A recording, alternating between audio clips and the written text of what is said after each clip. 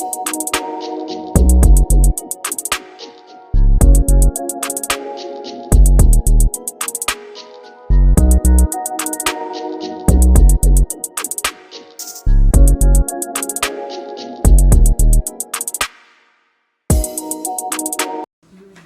Casino, hinabol namin kanina at pinaunlakan naman kaming interviewin siya.